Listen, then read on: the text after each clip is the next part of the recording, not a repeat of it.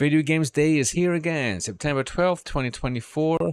The Heart of Neon Film and the International Game Developers Association Foundation is proud to present hashtag We Are indiedev, 2-hour live stream celebrating the indie dev community all over the planet, sharing their passions, their stories, and their games.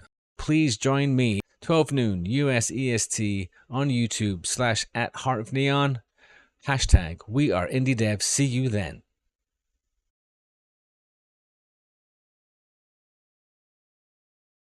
Slick, if you're looking for a slick presentation, this is not the place to find it. Hello, greetings. Happy National Video Games Day if you celebrate it.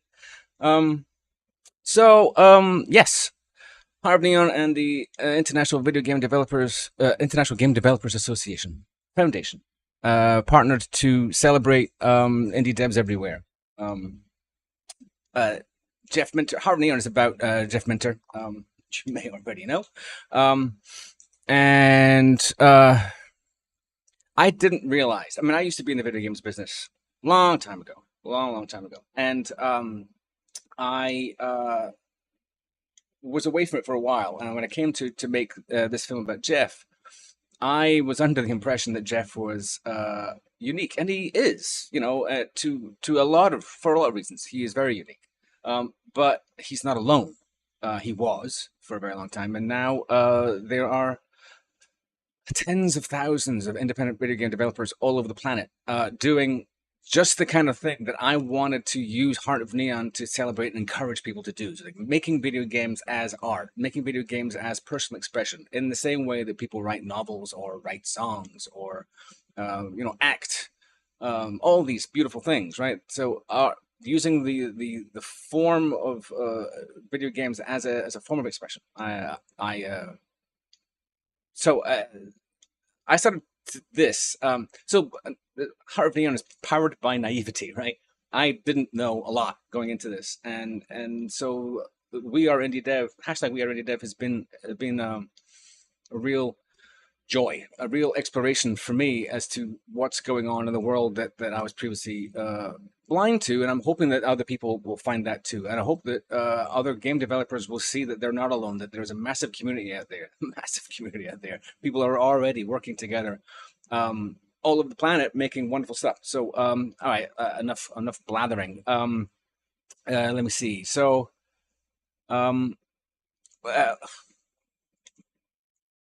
me just so let's talk about Heart of Neon first, right? The reason why this exists is Heart of Neon. So let's talk about Jeff for a second, and then we'll get back to the fun stuff.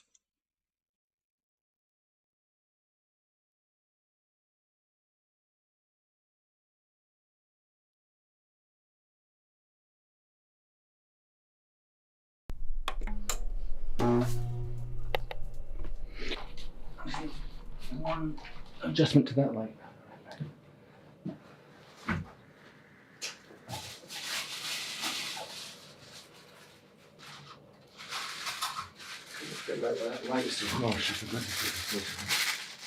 Okay, thank you very much for doing this. Okay, and so if you could boil games programming down to one idea, one primary concept, what would it be? Well, I mean, how can you answer that? One concept for the whole bloody thing.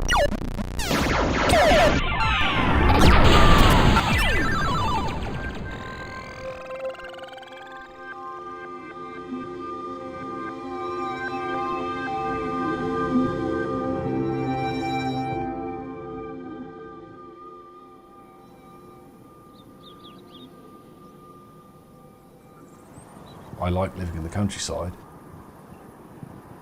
and ended up buying this little house in Wales. It's a beautiful little valley, very isolated place, very beautiful. I wanted to have a bit of space for beasties, really. I like to keep pet sheep.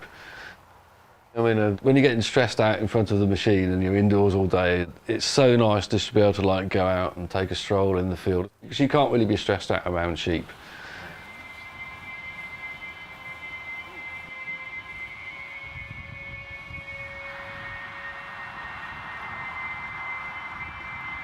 Jeff's always just made peace, I think, with living in the sideline. He's never given up on game design as a discipline, as a vocation. And it's all very much work, but it is like, you know, this kind of peaceful kind of compromise. This is going to be the work, but I'm only going to agree to do this amount of work for something that I really love. I mean, to me, that's the ideal expression of what video games are. It's like turning mathematics into something you can feel.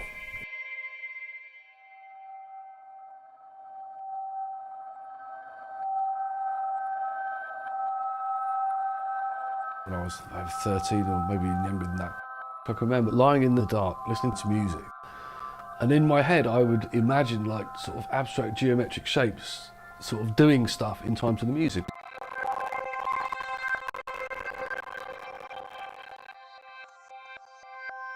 I was like 14 years old, sitting there daydreaming in my English class. You know, people daydream about being a rock star and playing the guitar on the stage. I was daydreaming about doing something I didn't quite know what, but with big screens with stuff happening on them and lights going off. It's just there as part of my imagination. It's a kind of voluntary synesthesia, maybe you'd call it. And I always wanted one day to make a machine that would let me somehow perform these things that I have in my head and put them out on a screen for other people to see. After I'd been doing video games for a while, I just thought, why don't I try making this light instrument? And that became this 4-player interactive light synth. And that could have been the start of something extraordinary. The main problem was that I could never sell it because nobody knows they want it, and they won't know they want it until they've actually tried it. So in the end, the only way I've been able to develop the techniques is by bringing it into video games.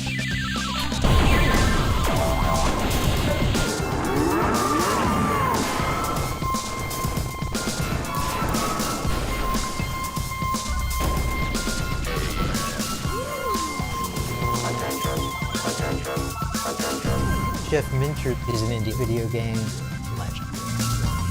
It's not easy to have a lifetime in the world of video games. The fact that Jeff is still doing it is kind of mind-blowing. Jeff has been right at the top of his game for over 40 years now. I've been playing, appreciating, making video games for over 40 years. And I can't name anyone else but Jeff, still doing his own stuff. Everything Jeff creates is Jeff in a game. What he's making is stuff he makes out of love. I mean, Jeff has a purity to his work, and it's always about the creation. It's never about the other stuff that comes along with making something in a video game sense. Video games are his whole life, but things have changed around him. The video game industry is worth something like $300 billion today. That's bigger than it's ever been. Most of that money is being controlled by this small number of conglomerates. They're not really interested in the kinds of smaller, self-contained games that Jeff makes. And yet, he's survived. How did he do that?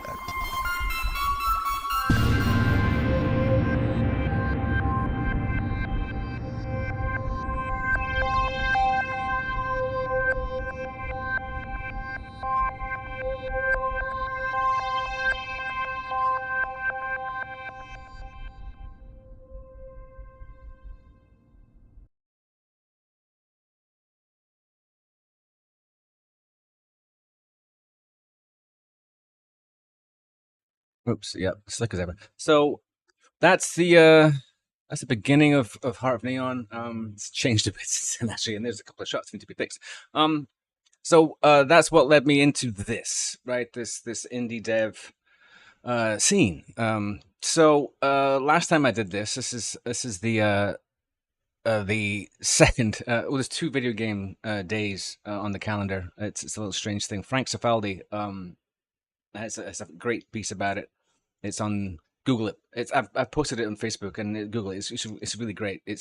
There are 2 video game days on the American calendar because of a clerical error. and they're neither and both are observed. It's just odd. So I decided to observe them both because video games are important to me. So last time I didn't lead with the videos. So I'm going to start tonight with one of the videos that I made for the previous live stream because it got shown last. And Xalavier, Strange Scaffolds game came out this week, and you should all check it out. So let's start with that, and then we will move on. Said I'm gonna set this world. Hi, my name is Oliver Nelson Jr. I'm a BAFTA-nominated studio head, writer, game developer. I've worked on over 90 games in the past 8 years, ranging from indie to AAA, tabletop to digital. I am based in El Paso, Texas. I was not born here, but it's my adoptive hometown. I was born in the Southwest in Arizona. My favorite aspect of my neighborhood is the Franklin Mountains. No matter where you are in the city, you can look just off in a direction and see mountains, and the way that grounds you in a sense of place and environment, no matter what's happening in your life, no matter where you are, who you're with, it's palpable.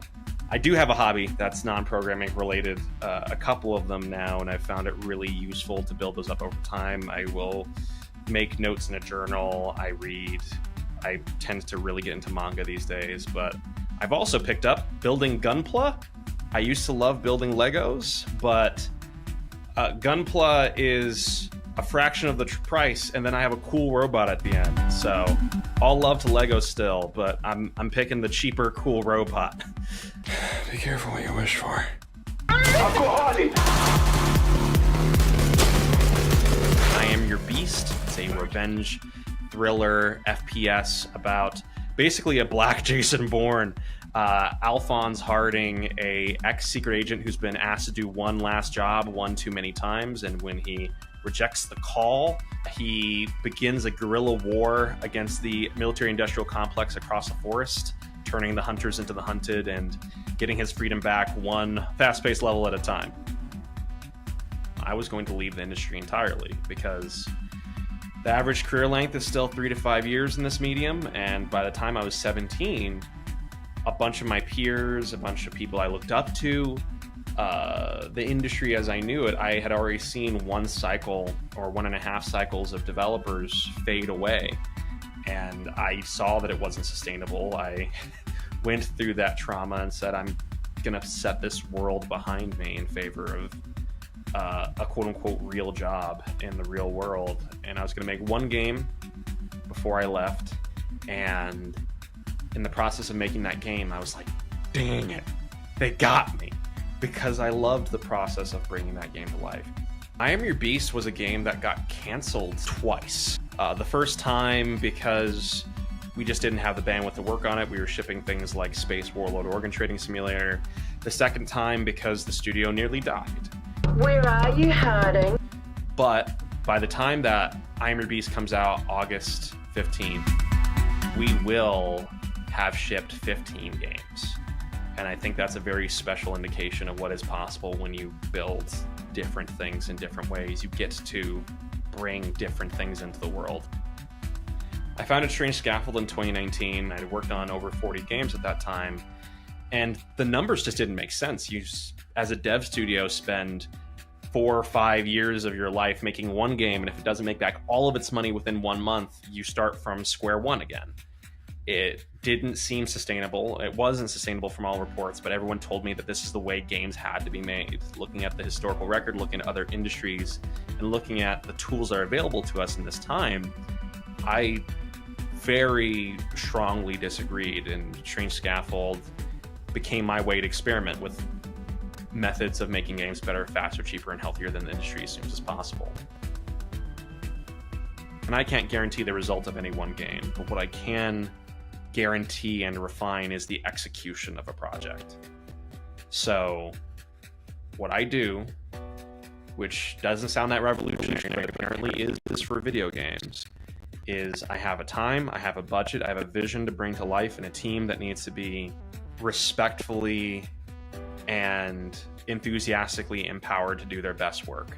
What's the best game and best vision and version of this game we can bring to life in this time?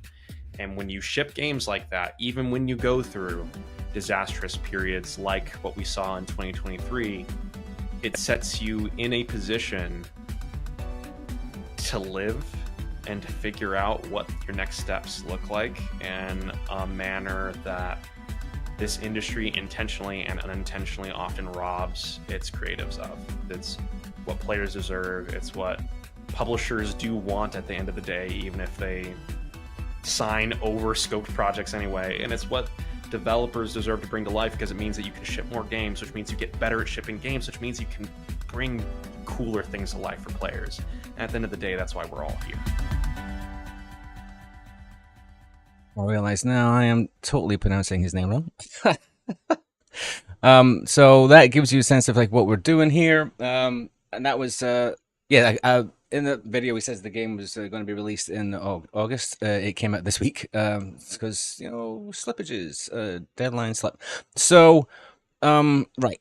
So I have a bunch more of those videos to come. We're also going to talk about game jams today. I encourage you to stick around. I got a chat with a bunch of guys that I met last time in the indie dev scene. They were talking about build your own game jam, which is happening very soon. You should, and it's an international remote access game jam. So I'll be talking about that later. But first, a little bit about this message down here. The International Game Developers Association Foundation is an organization that I've partnered with because their goal of uplifting like the indie dev community and bringing in people who are solo right now and want to be more part of like the community and the industry as a whole.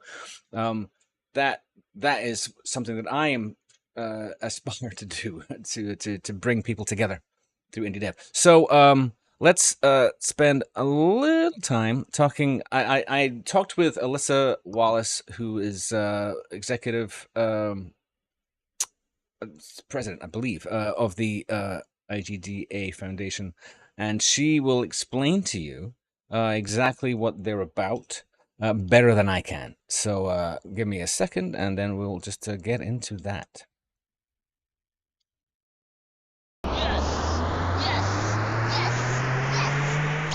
Thank you, Alyssa. Thank you for your time today. As people might already know, it is my great privilege and Heart of Neon's privilege to be partnering with the International Game Developers Association Foundation for this campaign. And what I wanted you to do today, Alyssa, was to share with the audience a little bit more detail about what it is the IGDAF does. Thank you, and Paul, thanks so much for including the IGDA Foundation in the promotional efforts for Heart of Neon. We are delighted to have been chosen, and so thank you very much. And I wanted to start by quickly describing the difference between the IGDA and the IGDA Foundation, because obviously it sounds like we're one of the same. However, the IGDA is a membership organization. As most people are very familiar with the IGDA, they are separate. They have a separate board. They have a separate executive director. I run the IGDA Foundation, which is a charity that is focused on serving underrepresented and marginalized people who want to work in the games industry. So we're very small relative to the IGDA. We are what's considered in the United States a 501c3, which is a tax category for charities.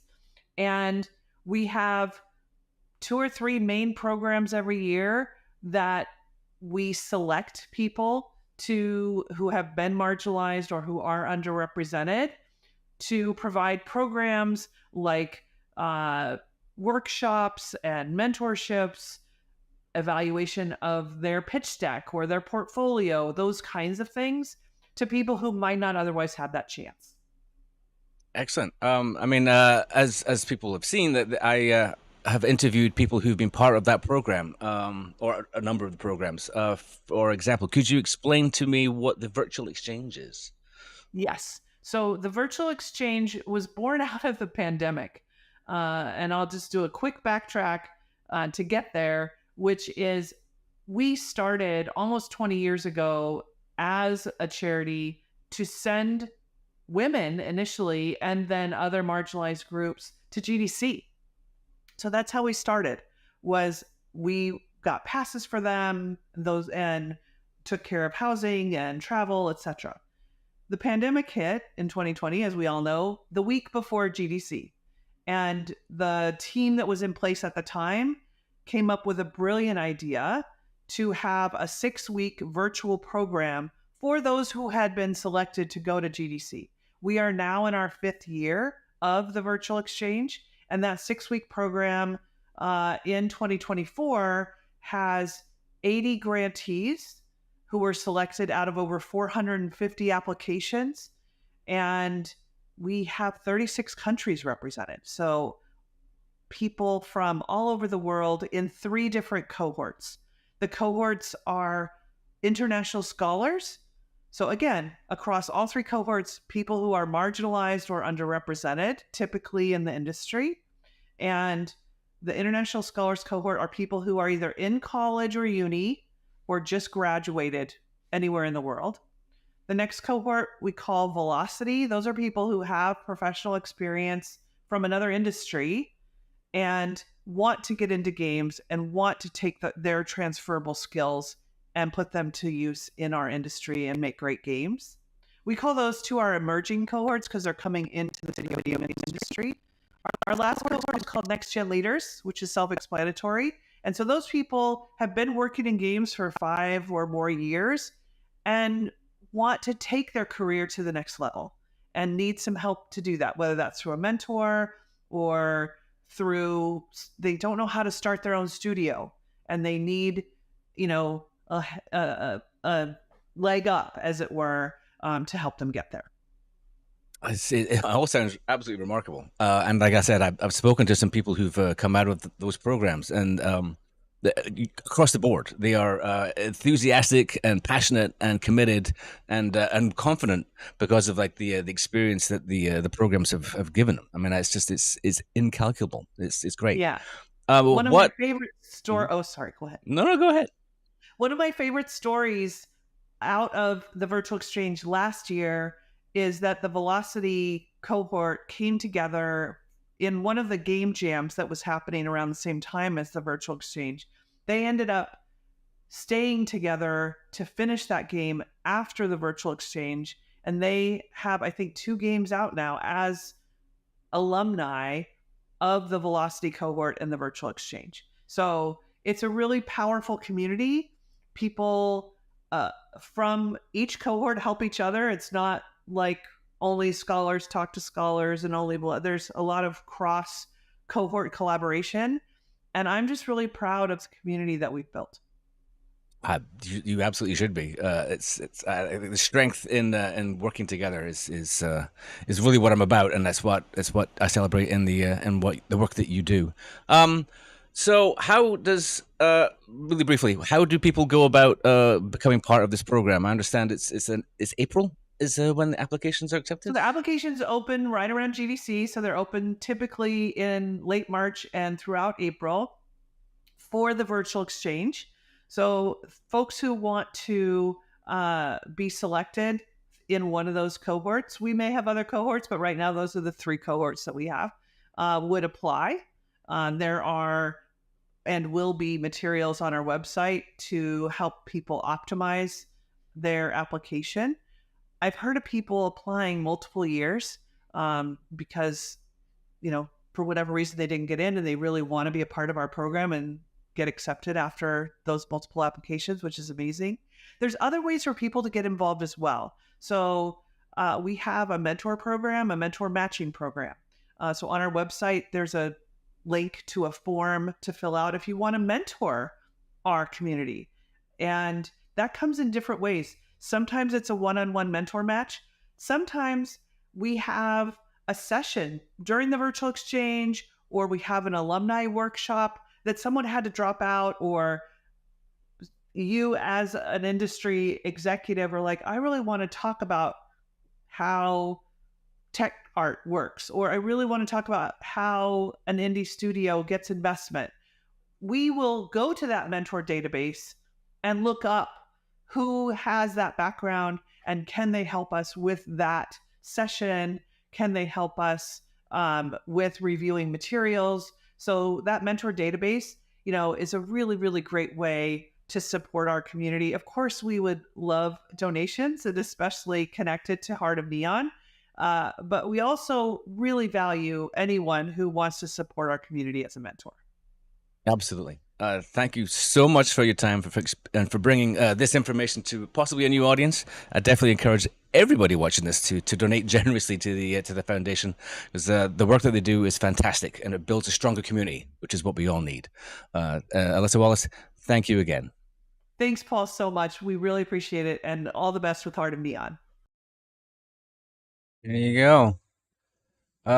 Yeah, Alyssa has been an absolute stalwart champion for the Heart of Neon's cause and for indie devs everywhere.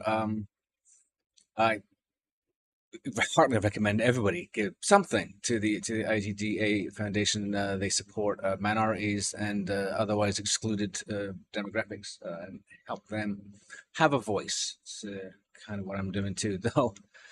I gotta be fair. I got a fair amount of balding white guys in my cadre too. Anyway, so onward and upward. So next up, so we're gonna watch 3 more of these little featurettes. So first off, in that first featurette that you heard with the Strange Scaffold, the music is by Tony Longworth. Tony Longworth did the score. Is doing the score. It's not finished yet. For Heart of Neon, Tony is also a champion of indie dev game developers. He's given his talents to more. I don't know how many games actually. We haven't had that conversation. Maybe if he's around today, he can pop it into the chat and let us know. So Tony. So the music you're hearing is by Tony. Thank you, Tony. You're the best. So next up, we're going to start with Husband. He was another one who was like at the end of the live stream last time, so I want to give his video another crack of the whip, and then we're going to go into some of the interviews that I've recorded this month. It is almost a bottomless well of talent out there, and I can only ever scratch the surface, but the stories that I've heard are always inspiring, and I hope that you find them inspiring too. So moving on, we're going to I'll let these people talk for themselves.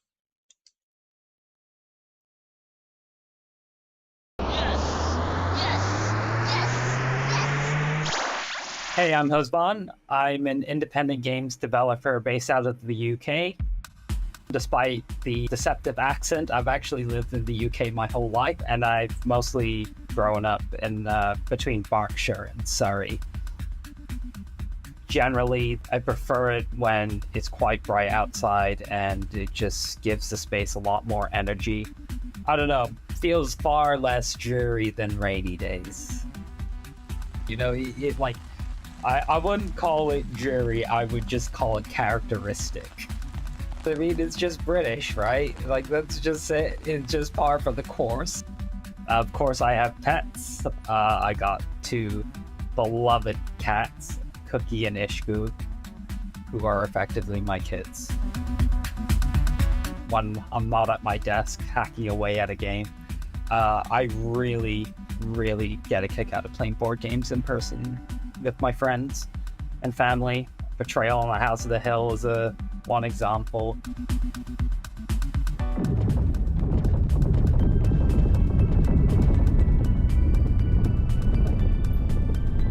Currently working on Rogue Eclipse. It's a epic spaceflight action shooter and something in the vein of Star Fox or Rogue Squadron from back in the day. It's very much a love letter to all spaceflight and flight games. You jump in a starfighter, you fly around, and you're basically blasting and burning your way across a procedural cosmos of sorts. It's something that's been sitting in my system for so long, and in the past couple of years, I was like, you know what, I'm just going to go ahead and make it. It basically served as a conduit for me to pour all my passion into it. Games, I feel like, are this incredibly beautiful intersection between art and technology. I don't think it's surprising at all that, given how much I love games and that I did a degree in electronic engineering, that this effectively allowed me to combine my passions of, technical skills with creativity. I was basically chipping away at it with the help of a couple friends, but I'm incredibly blessed now to be working with an amazing team. Some of the folks I'm working with are folks I never thought I'd ever get to work with. How these things come about, I mean, Marshall, I've been the beneficiary of many wonderful, smart, and really sharp folks who have been incredibly fortunate to either get mentoring or advice for. I effectively started as a hobbyist and then kind of fell into it as a profession, just because I was just having so much fun with the things that I was playing around with and things like that. And then it was through getting to know folks like that, making those friends who would introduce me to their friends who, that was how I discovered BAFTA Crew. Outer Sloth, Indie Games Fund, the Epic Mega Grants program, along with Creative UK. My network of friends were all very kind and supportive in terms of being very encouraging in terms of applying, and I was also at the time just showing them my little pet projects. But what I will say about games is as it turns out, it's got a very communal energy to it. And it's quite remarkable when you see that happen.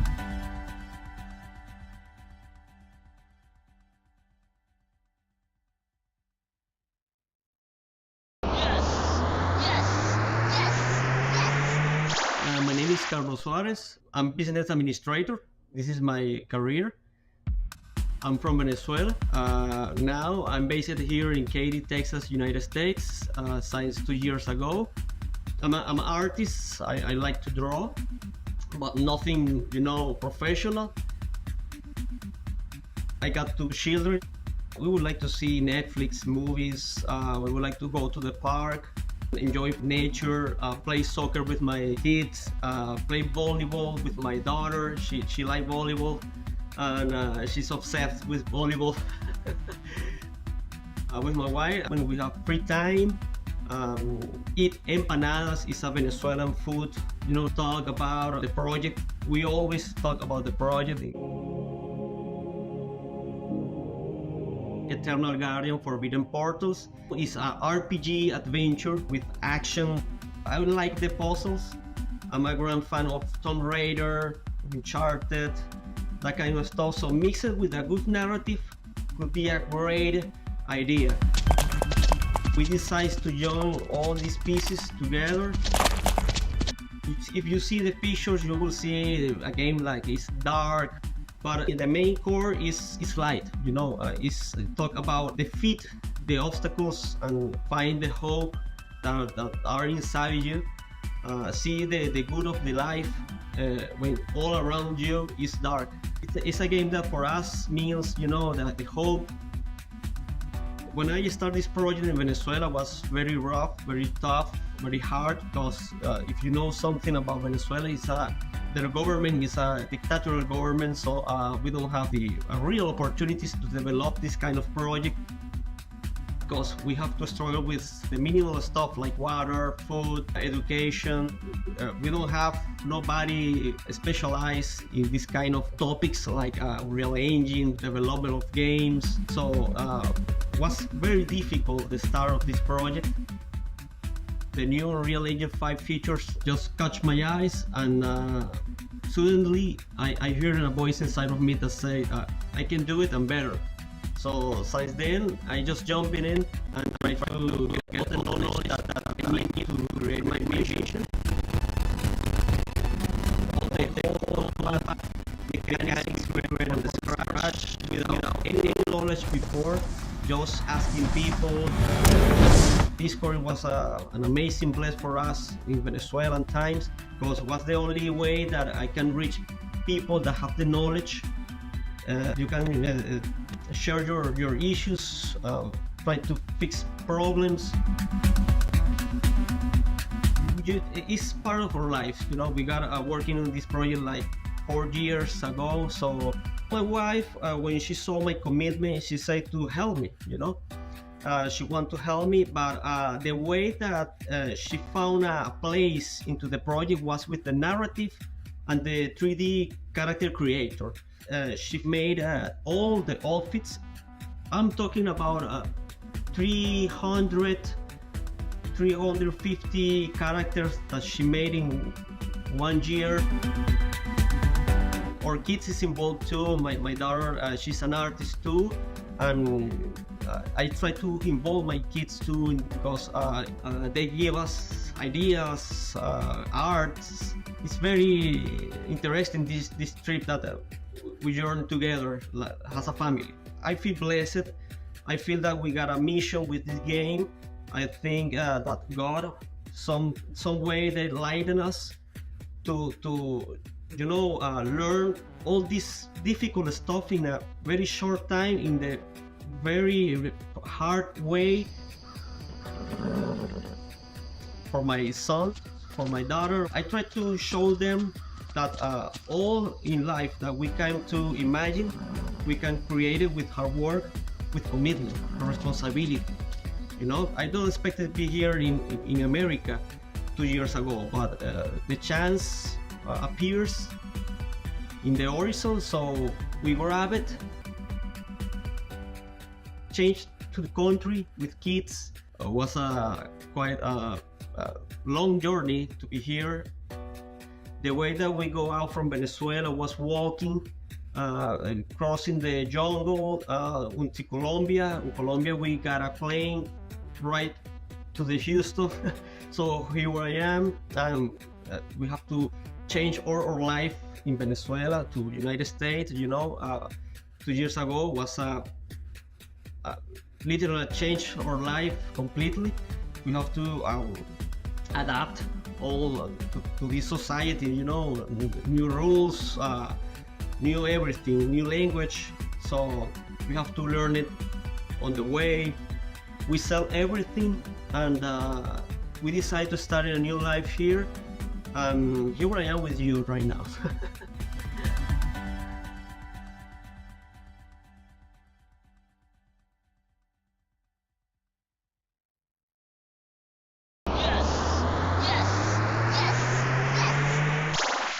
So I'm Huey, I'm the game designer and the writer of the game as well. I know everyone from all occasions, to be honest. They're all my friends, but they didn't know each other beforehand. And I just happened to drag them all within one project because I think they're good people and they can help me. My name is Kira. My Vietnamese name is Khánh. So I'm a sound designer. So my name is Hung, and I'm a 2D artist and animator. Hi, I'm Bak, and I currently work as a game developer and also the developer of our team in the We Create Game Jam 2023. Originally, the project was actually a sequel of another small project that I was working on, and somehow we find that the theme of the jam was suitable to bring the story to life. And then I dragged Hung in because, you know, she was my friend. Yeah. I think we sat together at a cafe once and we were discussing like story ideas, and we had a giant piece of A3 paper and we just started writing like this giant universe of ideas of story. And then we took one part, because obviously for a game jam you can't really produce the entire thing, so we took like the most like potential part, like the intro, and we made it into like the story of the game. There was a storyboard, there was a character sheet from Hung, there was a sound list that was from Khánh. I only build the sound effects. and then I actually like curate the music and edit the music as well into like suitable loops to be easy to be implemented. So I'm the last one to join the team, so yeah, everything is done by everyone, and I just the one who grab it together. And I don't know. I think you could say that Matt was the one who unified all the elements we made individually. So we all made parts, and then you put it together. You know, like, and then we export the final product that we could present. In our team, we also have another UI artist. Her name's Jiao. Jiao helped develop the UI for the game and other like art assets. So me and Jiao worked together on developing like the final visual for the game. And we also have a producer who's his name is also Paul. To me, he's the scary guy who tells me and asks me every day if I finished my task, and he checks up with me when my deadlines close and see like, do I need more time? He chases me.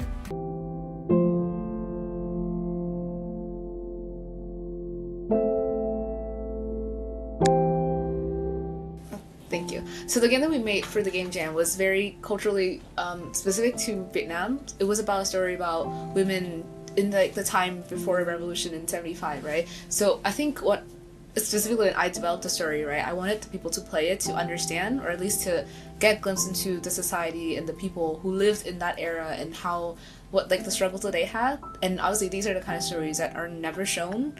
Obviously politically they're never shown, and we want to like show that like with the power that we have with the game and the platform that we make. And I think for our game I think that message is like, we hope more people play games that's by Vietnamese developer and game makers, because I think we have like a really strong community here, or like a budding one that we just hope people notice.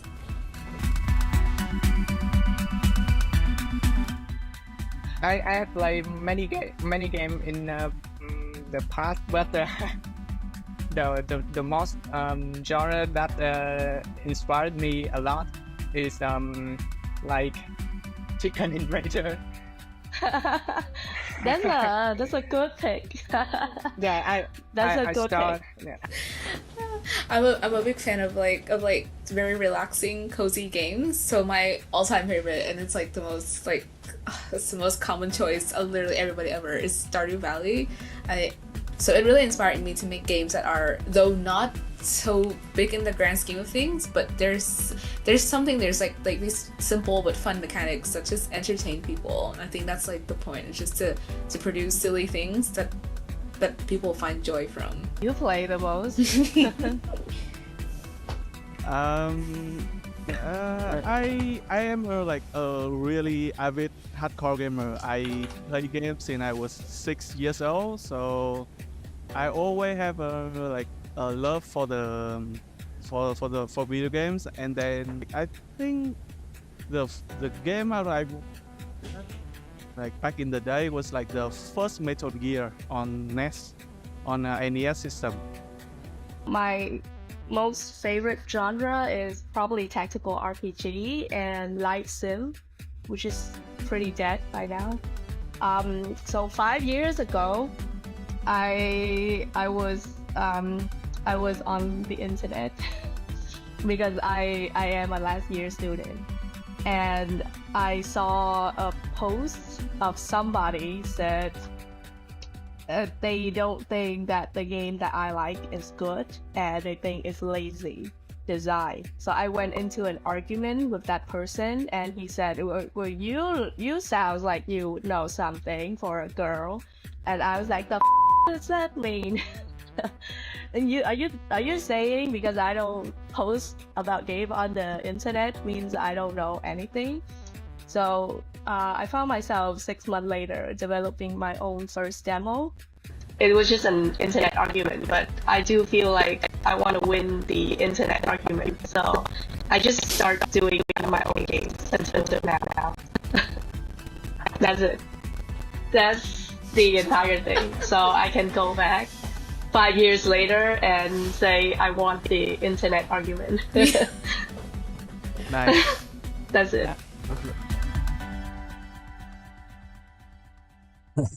I think there are lots of reasons why you get into the video game thing, and pettiness is also one of them. So,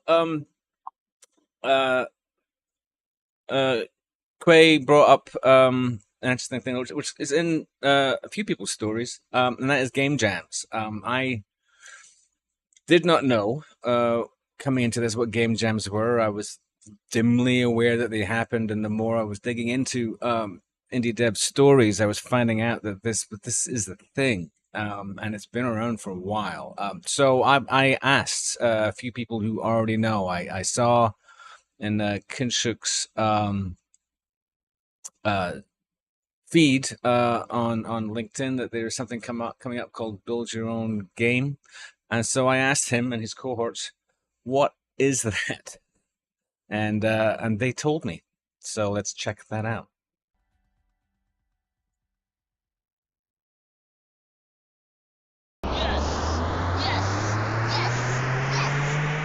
So, thank you, Gutsik and Vivek. Thank you so much for joining me today. What we're talking about today are game jams. I as an old ex-game dev, have missed out on this whole thing, and I find it fascinating, exciting, and it's been so much a part of so many indie dev stories. Could you explain to me, as someone who is late to the game, what a game jam is? It's a jam. It's a group of people getting together and building a game. And you know how in the product economy or the IT sector we have these hackathons where people get together and they do like a sprint of 2 days, and then they sort of experiment on an idea and they build something. Game jams are very similar. So the idea is that you bring together a lot of people interested in building games, and you give them a platform where they can sort of get together, find team members, experiment on ideas, explore new technology, learn new tools, and build a game in 48 hours. Now, like 48 hours is not a defining feature of a jam, but yeah, like in a limited time. That's yeah, that's a very limiting feature. So Yadu has just joined us. Thank you very much for being part of this. We're going to get into like more specifics, but can you all speak to your own personal experience in game jams? I know Vivek, you certainly have something to say. Could you share some to somebody who's not been in one? Can you explain what it's like being in it?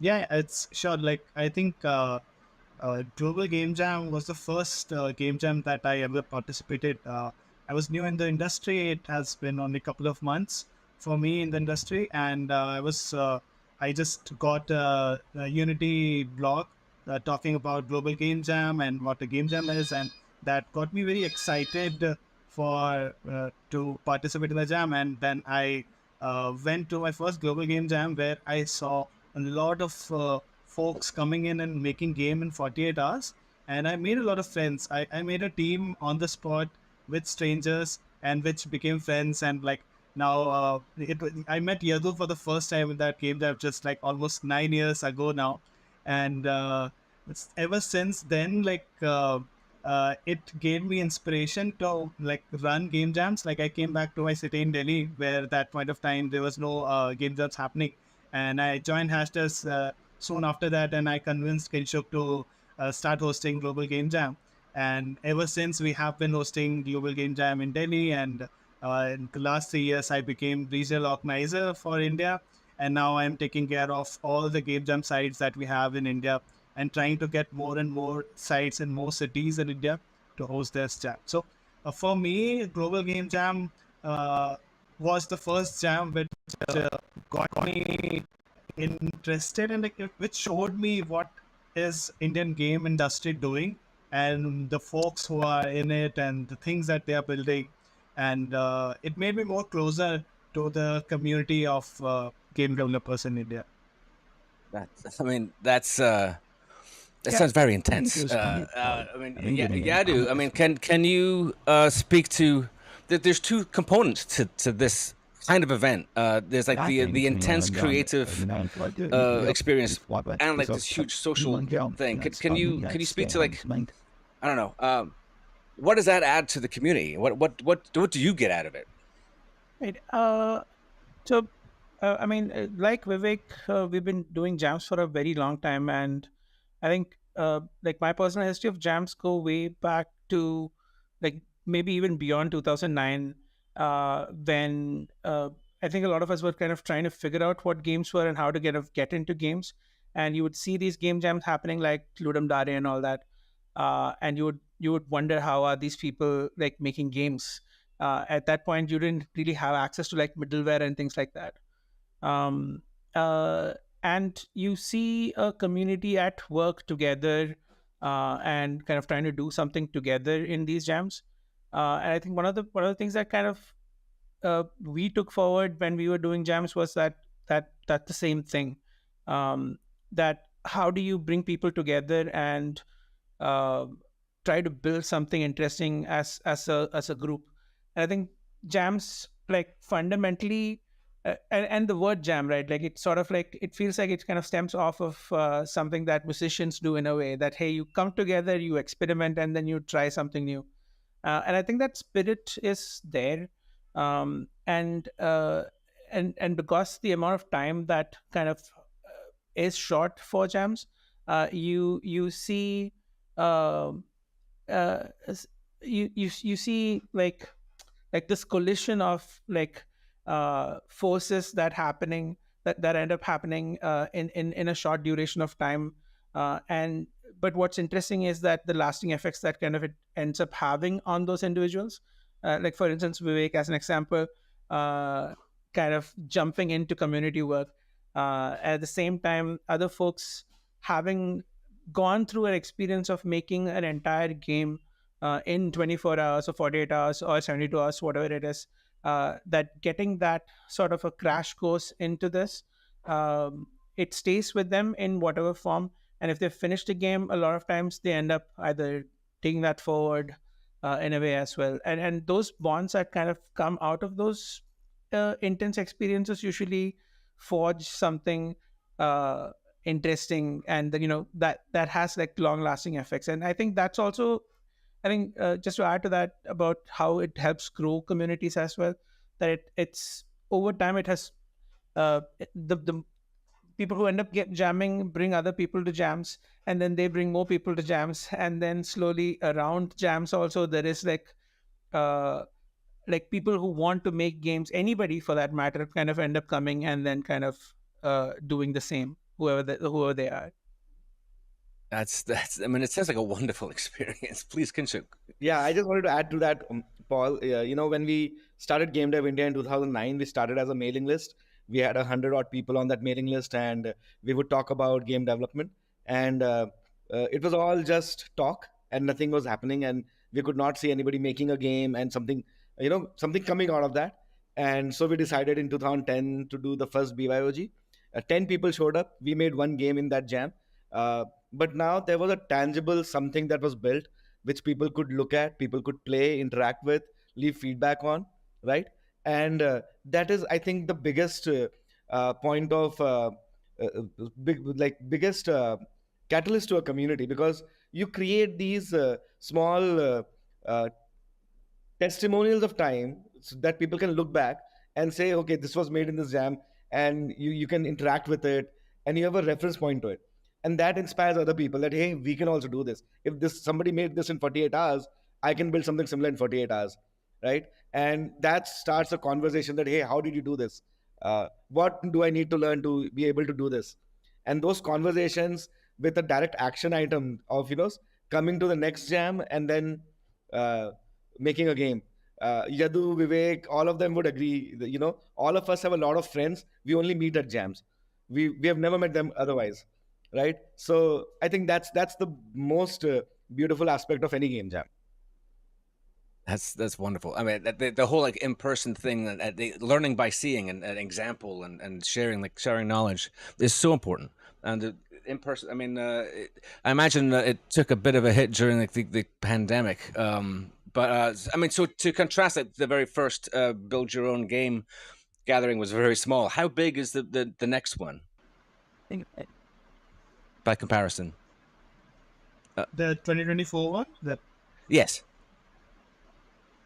I mean, like looking at the last year numbers, it like as Kinshuk mentioned, we are getting around 200 games and like 1,000 people participating. So we are expecting to cross that because we still have a few weeks left. So we'll get the actual numbers by the end of the jam, but we hope to cross those numbers.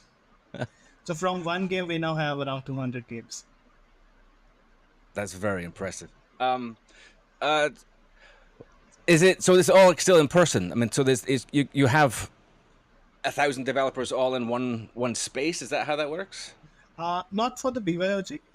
For BYOG is virtual jam, and Okay. it used to be in person in the starting years, but now because the other also limitation is like people participating across the country.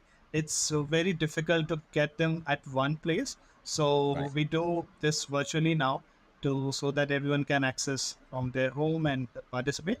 And then the top winners and all they come to the IGDC event, which is the India Game Developer Conference, where we meet and where we announce the winners, and everyone gets to see their games.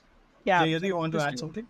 Yeah. I was going to say BYOG is in a way it's been an experiment for us as well.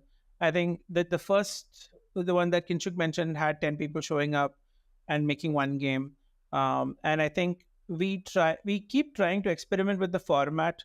We've run in-person jams in a couple of spaces, one with a conference, but as part of an educational institution, and we've tried to work with other companies to see if there are synergies that we can provide through the jam, or and we've experimented with the duration of the jam. So it's been like a playground to kind of see what works and what doesn't, and how much of it can you stretch.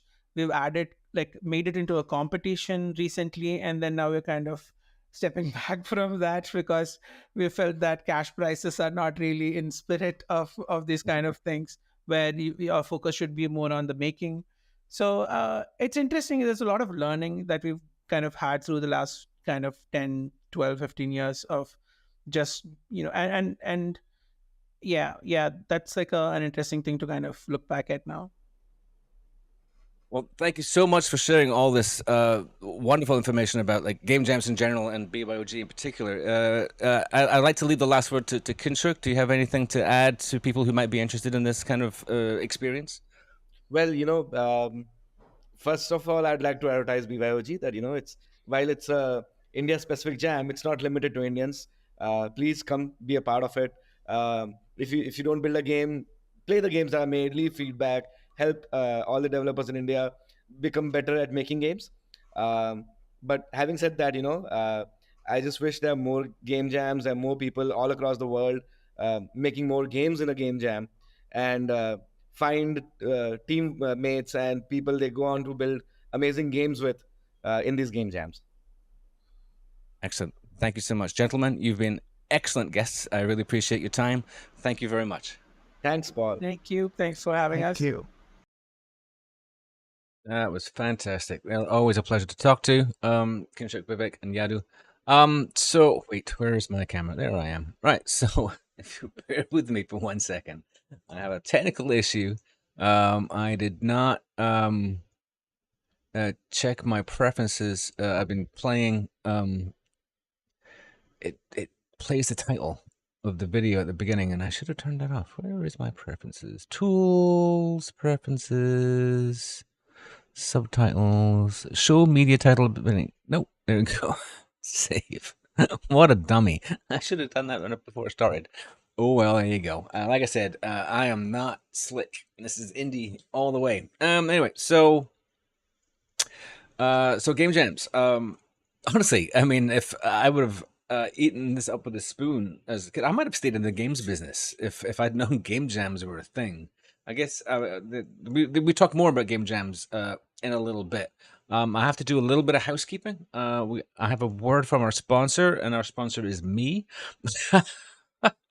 Heart of Neon is the film, obviously, that inspired this whole project, and Heart of Neon has been invited to make a exclusive presentation at the Portland Retro Gaming Expo in Portland, Oregon, September 28th, Saturday. So Jeff Minter's going to be there, but as sort of a prelude to Jeff's presentation, Heart of Neon will be showing like half an hour of footage that is actually outtakes from the film. The film is a 90-minute version of Jeff's story that focuses on like, his passion, which is the light synthesizer part of his career, which affects everything. So you talk about his whole career, right? But the bit at the beginning that talks about his inspirations is greatly pared down to be able to fit in the other story in 90 minutes. And his inspirations are the video arcade games of the late 70s and early 80s. Anywho, so instead of me telling you, why don't I just show you? Here's the teaser for oopsie. Here's the teaser. Give me a second. There we go. The teaser for the Portland Retro Gaming Expo that is currently on the socials. It's a couple minutes. Here, enjoy.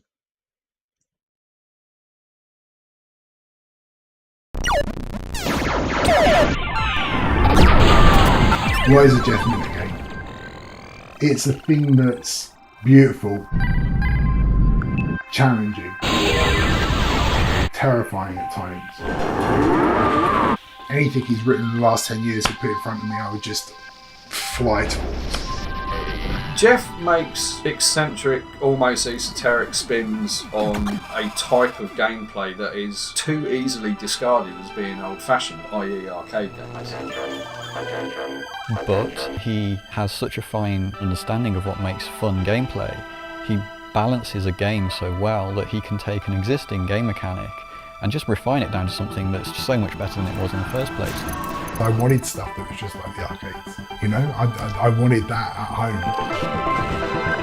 It's like what you dreamed arcade games were like when you were a kid. It's like arcade games from your imagination. The very few developers still around who are still working on arcade. He's a digital artist using consoles and video games as an expression of that artistry. Just like a fantastic or a brilliant artist would use the medium of paints to create something that gives us joy. I can't think of anyone else that's like him, that's sitting there making the lights, beautiful lights. That's what I want to see.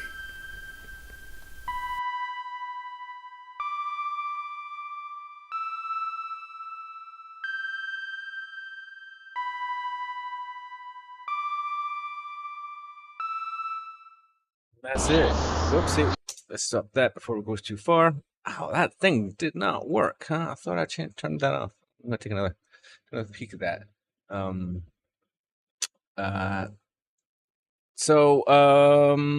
Yes. So I will be in Portland. That will be excellent and amazing. Maybe we should just turn that off. Huh? Save. So yeah, I'm in Portland. So as far as I know, right, the Heart of Neon presentation, Jeff in the Internal Arcade, is first thing Saturday morning, and then I'll be moderating the Jaguar Alien vs Predator panel, and then immediately after that, in a different auditorium, I'll be moderating the Jeff Minter Lamasoft panel, and also Jeff is doing a panel about the creation of Tempest 2000 on the Jaguar. So I mean, there's a lot. There's absolutely a lot. It's a Jeff Minter day, frankly. So go check it out if you can be in Portland that weekend. I hear lovely things about Portland. A friend of mine just moved there. I'm looking forward to going. So right, that's done. Moving on back to the indie devs. So yeah, we'll be getting back to game jams in a minute, and I'll introduce that a little bit. But next up, we've got 3 more of the little featurettes. And first up is a gentleman called Jeff. Speaking of Jeffs, I'll let him tell his own story. Let me just wait, where did my window go? Let me just cue that up, and here we go. I am Jeff Murray, and I'm also T Monster Games. I'm from Ottawa, which is on Ontario in Canada, and you might notice it's not a Canadian accent. I'm actually originally from the northwest of England, near Liverpool, the other side of the Mersey. And the last place I lived in England was Nottingham. That was about 20 years ago now. I'm a Leo, which I used to think meant that I was supposed to be some sort of, big leader, and I was supposed to be bold and loud, and but experience has taught me that I'm not that person, and that the Leo part of me is probably more to do with sort of creativity and being passionate about things that I love. My ideal Sunday afternoon is probably watching World Rally Championship on TV. I'm a big WRC fan. I'm really quite obsessed with rally and driving. If I'm not doing that, then I'm spending time with the family, and my family are super important. They're my best friends, and I think they're the best sort of humans on the planet. So I like spending time with my family. Workers have no rights. At the moment, I'm working on a Berserker-like, I like to call it. It's based on the old arcade game Berserk. Destroy the shield. Destroy the security server. It's set in an office, and you have these crazy corporate robots telling you to get back to work and die for the economy and whatnot. You have to escape. I very much see games as this sort of like organic thing, where it's a two-way kind of communication between me and the game, and if we don't fit together, then that's a project that I just have to shelve, and maybe in 6 months or 12 months I'll come back to it and it will start gelling, it will start working. But initially I'm looking for some sort of connection between me and the game, so that I can easily know what it needs next, rather than have to force things into it. I grew up in the 80s in New Brighton, which is opposite Liverpool, and there were a lot of arcades along the promenade. When I got out of school, I'd go down to the arcades with my mates, and we'd spend a lot of pocket money in the arcades when I wasn't spending it on sweets. And Battlezone was the game that really that dragged me into it. Battlezone blew me away. This idea that you had these goggles, and you look into the goggles and your head's in a different universe. It's in this amazing like vector world. And in the 80s, I mean, this was virtual reality. It was insanely good. I think at that moment I really wanted to make games. I really wanted to, make my own universe like Battlezone did. I got a job working in internet support, doing shifts, and that was when I found out about browser-based games, and I thought, well, these things are quite small, they're quite simple, and it might be a way that I can get back into making games that I can actually do this and make some money from it. So I'll learn how to make browser games. So now I'm making indie games, and I make games for PC, for VR, for Xbox, and ZX Spectrum, an old computer that just won't die. Ready? Go! I have to make games, right? There's no choice in it. I don't have a choice. I've tried doing all kinds of other stuff. I've tried acting and drama. I've tried working in factories. I've worked in offices. I've done all kinds of different jobs, but nothing gives me the same satisfaction. When you look at games, and when you look at like indie games, you're looking at the developer's personality. I think you're looking at, in every single mechanic, in every single graphic, and every decision that's made in an indie game, you're looking into the developer's personality and into their soul almost. And it's like a connection between, the developer and the player, I think, like some kind of disjointed connection. And if we can connect on some level and you can come away with, like, that was fun, or I like that bit where everything went mad, then I'm happy, you know what I mean? That's all I want from the games. I just want people to just come away with something. There'll be something that I feel at the time of making it that will go into the game, and it would be nice if sometimes that made some sort of connection with people.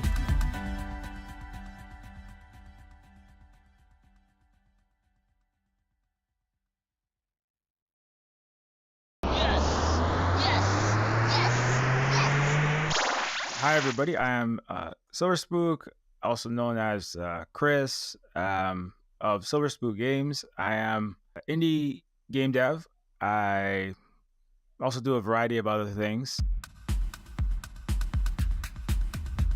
I am from Hawaii, native Hawaiian. I spent most of my life here, but also in cyberspace. Some of my favorite things to do is gardening, being in nature. So we have like a large food garden. We have various sweet potatoes, coconuts. It's Hawaii. It helps release some of the stress of game dev and just get out of the digital world for a little bit. Sunday afternoons, I like to read something interesting, like in a book, in a digital book.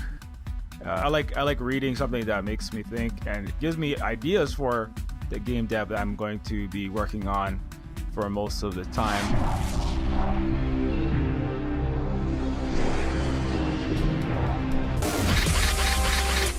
Stupid Cyberon glitching out again. Well, I can't afford to fix it right now, and I'm already late. So right now, I am working on Neofeud 2. That's like my primary focus. Neofeud 1 is a 2D retro 90s era point-and-click adventure game. The main character in Neofeud is like a social worker for homeless robots. So the robots, that the main character, who is a half cyborg himself, he does like, well, you count as maybe half a human. Those kids, they don't count as anything, and so this kind of like that's all kind of like my personal life, like infused into this game, and I had to do it as an indie game because none of that stuff would ever flown for a corporation. They would be like, "What are you talking about? No. Just make calories look cool." Anyway. You still don't understand. We are on the edge of a global meltdown. The post-human species is primed. We won't get another chance to ascend. In the class that I took to learn computer science, I remember it was like computer science 201, I forget what it was, and we had to make like little Space Invaders type games in that, and like I really liked that, like programming the game. So at that point I was like, this is something I could do in the future. I think I got a Nintendo first. I've always loved games and been playing them since I was about 4, and I spent so much time playing about Mario, Super Nintendo, Genesis. Hey, anybody home? It was kind of an escape. I had a rough time in school. I didn't have the best. I didn't have the best experience in school. Like a lot of bullying kind of stuff. So the game was like an escape, and so I kind of lived in that world for a lot of the time. Continued infractions detected. I was playing Deus Ex in my 20s actually, and I was like, I really like this world. I remember like it was one of those games where it really made me think, because I was used to playing all these shooter games, like Doom. And those are still some of the most popular games, right? And then I was like, I remember Deus Ex is a point where the logo was like question everything. And part of the reason why I like Cyberpunk specifically is, of course, because like, the area that I'm from is like, it's in Hawaii, and I know it's a weird thing because people think, well, Hawaii is like coconuts and pina coladas and like beaches and sun. Cyberpunk is like dark and neon and it's raining all the time, and I was like, but I mean, yeah, but also like I actually has the highest poverty rate in all of the United States. Like the area that I'm from is actually very poor, but my father taught at this fancy private school that I got to go to. We like commuted in this 30-year-old broken Toyota Corolla, but people at the school would show up in limousines, right? Like Obama went to school right next to my school, the most expensive school anyway. And I was like, so when I read Cyberpunk, and you have like these broke drug using digital cyberspace addict guy who is like trying to figure out how to make money, and he has to go up to this space palace with like immortal trillionaires floating around, and I'm like, that's just like where I'm from, except it's not like they're not in space, they're like on the multi-million-dollar Hawaii hillside mansions, and then under that is just like less well-off people. And that always resonated with me. So being an indie dev allows you to explore a lot of different story topics, a lot of different art styles. Like Newfield is a very specific art style. I want people to be entertained. Like I have to at least give people a good time at minimum, right? So the story and the world is a lot of what I want people to take to heart. Some people say, you know, they laugh and they cry in different scenes of Neofeud, and if it works, if it hits, if I'm doing my job, you know, I think in cinematic terms. So I want people to have like a moving experience with the characters and the world. Like there's some very, very, very serious scenes in Neofeud, you know, and so I want those to hit. And so if people think about, as the best Cyberpunk does, think about the current world that they're in, and I guess, you know, just kind of have an experience that they cannot, you're not going to be able to get anywhere else.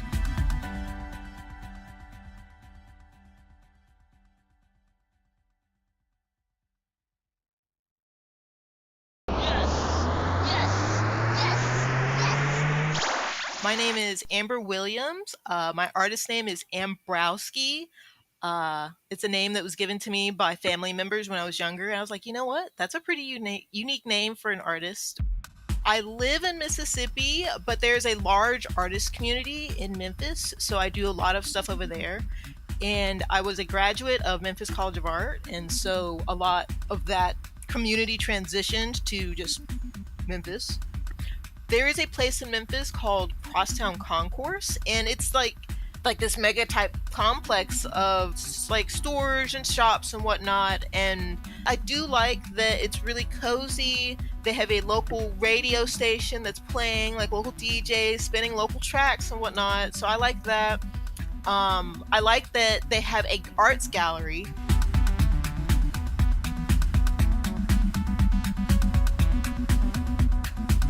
Favorite aspect of my neighborhood is recently I'm starting to see kids play outside more. Sometimes it's scary outside, and the fact that children feel comfortable outside playing in our neighborhood and just letting loose, I love that for them, and it reminds me of my own childhood.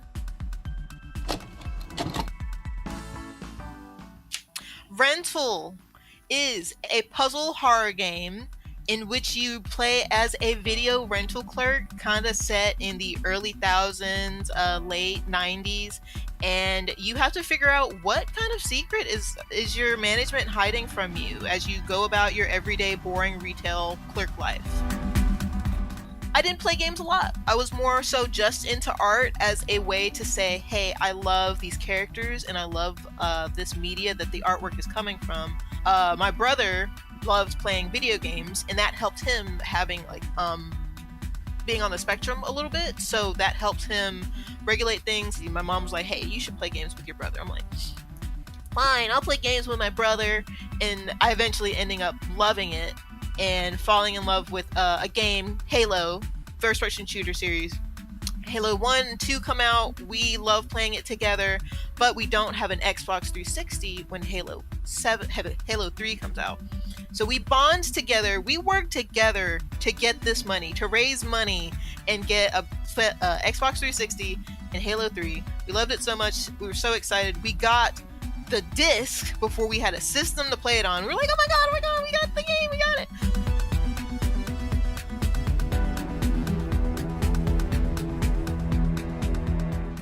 And when I saw the credits of Halo 3 and I saw that people made Halo 3, people made that beautiful experience, people made those beautiful graphics, that was a team of people. At that young age in 2007, I was like, wow, oh my god, I could do that. And I could marry that love of artwork and that love of video games that have been building up those years together, and I could do that. I really do enjoy game dev accelerators. I enjoy them for multiple aspects of, I like being back in that school type setting of like, here's a schedule, here's like boom, boom, boom, these expected outcomes. And I love that guided environment. And I love meeting people. I love being a student type thing, and I love having a mentor to talk to and to do that back and forth. Indie Game Academy is like an accelerator type program. They have classes and tiers of classes, beginner, mid-level, and I went through level 3, published, and they link you up with mentors and other like game devs, and you go through the process of getting together with a team. I met people from New Mexico, New Mexico, Australia, Russia. Yes, Russia. So all sorts of people, and we get to come together in that digital space and meet up for classes. Everyone pitched some ideas for games, and we had titles, and there was a nice, beautiful spreadsheet. And then we all kind of ranked it. Once we kind of narrowed it down to a top 5, then we kind of really sat down. Pros, cons. This for me was a big thing. Can we relate to this? Can we all kind of relate to this enough that we would want to commit? What was that? 2 months working on it? Can we commit this time to this project? I think we could all relate to the feeling of being in that type of job environment, in that kind of like disdain, the despair.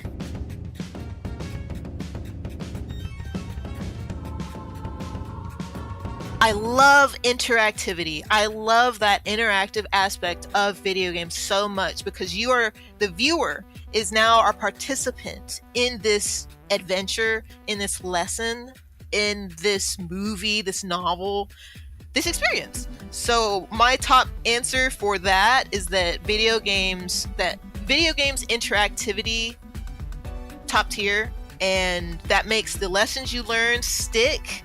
That makes those adventures that much more rich, that you get to feel like you're walking on that grass. You get to see it crunch under your character's feet, or you hear that wind. That's just something you can't get almost anywhere else. Broski, yes. That whole, like, I mean, a lot of people say the same sorts of things, but it's everybody has like a slightly different take. Immersiveness, or the ability to express themselves, or the sense of community. Community is really what I'm all about. That's something that maybe if I felt that there was a community involved around. I was like a game dev before the internet was a thing. So the internet really helps. That is undeniable. I find this whole thing like extremely exciting, right? Talking to young artists who are on a mission, right? And each has found their own mountain to climb, right? Like Silver Spook in Hawaii. Fascinated by that whole the connection they make between their experience growing up in Hawaii and cyberpunk, even though it's not superficially the same thing, but it is to them. So anyway, so game jams. Let's talk about game jams. This whole idea of community. So the first live stream I did, I was talking about community, local groups getting together, groups of indie devs getting together and helping each other. And that was how I thought community worked. And then somebody pointed out to me this whole game jam thing, and that's how their team got together and started making games as a full-time job. And that happened because they met at a game jam.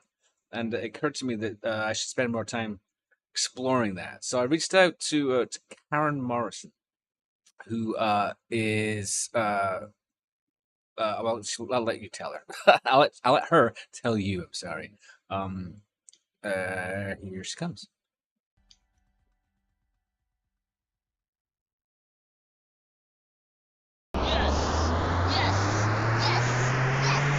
So Karen, thank you very much for your time today. Yeah, I really appreciate everybody who commits to this to indie dev, frankly, and your social media presence talks an awful lot about how you love game jams.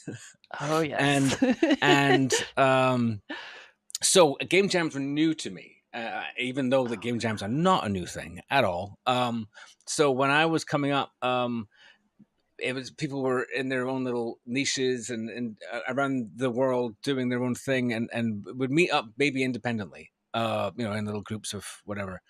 And it was easier in cities, but this game jam thing just the name of it is really cool. People will these organized events where people, well, you tell me about it. Who am I? Oh, yeah. I'm the one who doesn't know about it. Please explain to me, for people who don't know, what a game jam is. Yes, a game jam is when you get together and you make a game in a certain amount of time. Often, for us, like I'm in IGDA San Diego, and we do jams here. We do two main ones. One that's the Global Game Jam, where it's around the world that people are jamming at virtually the same time, and also we San Diego Game Jam, where we have like people win. I'm doing air quotes in the sense that, like, realistically, it's not a competition and like everyone is working together, everybody helps each other. You're all just happy to jam. And I think that's the best way to go into a jam, where you just go and explore and meet people and make something. And it's awesome. It really is. I mean, I started before we turned the cameras on. Like I was mentioning how there was nothing like this, so that I was aware of. There was nothing like this when I was coming up. Computers were still considered a hobbyist thing. They weren't teaching programming in schools yet. There was no internet. If you can imagine, this is how old I am. There was no internet, so this whole thing is fascinating to me, and. I don't know which came first, because there's also hackathons. So hackathons are in that same vein of like you do a thing in a short amount of time, and then the game jams is completely focused on games. So I don't know who came first, but it's like this idea of getting together and doing some sort of like solving a problem or doing something creative. Oh yeah, like the film industry has it, the 48-hour film festival. Participate in that, and it's excruciating, but it's sort of fun. I mean, and that's the thing that I can relate to, because like you go into it, you're obviously very limited in terms of time and resources, and and then film competitions is often like they'll give you a theme or locations you have to use, that kind of thing. Yep. And it's a lot of like not sleeping and drinking an awful lot of coffee. Yes. Coming out. And I've spoken to people who find this like an incredibly rewarding experience, and it's people teams are born in these events. But maybe can we walk back? Can we describe to everybody your first experience of a game jam? There's always a first time. Yes, what was it like? So I was super nervous. I actually convinced my brother-in-law to go with me because I didn't want to go to the jam by myself. I was so nervous. And I go, and it was super fun, totally nice. Like I didn't feel like I knew enough to go to a game jam. And I think that is one of the things that people that's their barrier to entry. They're like, oh, well, I'm not very good at this, so I don't want to be the weak link on the team. I don't want to, like, all these different things. And I think that is a big mistake, because everybody's there to just make a game and just have fun. And I mean, there will be occasionally, like I've done many game jams. I've organized, and my first one was with San Diego Game, like the IGDA put it on, and it's great to be on this side now. I'm like, it's fine, you guys got this. The real secret is to, I say this, like, bring your bar of expectations of what you can make just real low. And it's totally fine. My new favorite way to jam is where you do something that you don't know how to do. Everybody on the team does that. Well, you have like some vague knowledge, at least, because like with programming, for example, it's very difficult to be like, surprise, you're the programmer now. So like someone that has some interest in it, like that. So in that case, it's usually me. So like by day, I normally write. So I do narrative design on an indie game, and I don't touch code. I mean, like, I work in the engine and all that, but I don't realistically code anything. So in a game jam, I will code, and then I have friends that do other things. So like I have a really good friend who is also a programmer, and he's not allowed to program. So he has to do anything else that's not programming. And he loves it, because then he gets to do like art and music and whatever. And you just get to explore different parts of it. And I feel like it helps make you a better, like, for people that are like have a core skill set, it makes you better game developer, because you understand a little bit more about the different parts. You're aware of what you're asking. If you're like, oh, can you just do that? Like, Oh yeah, no, it's the same in film. I mean, if you, I think everybody should do it. I guess like bands do it sometimes. Everybody will just like switch instruments, and everybody in a group creative experience should do that to understand how everything fits together, because you treat each other with a bit more respect after that. Yeah, I know exactly. Oh, I certainly do.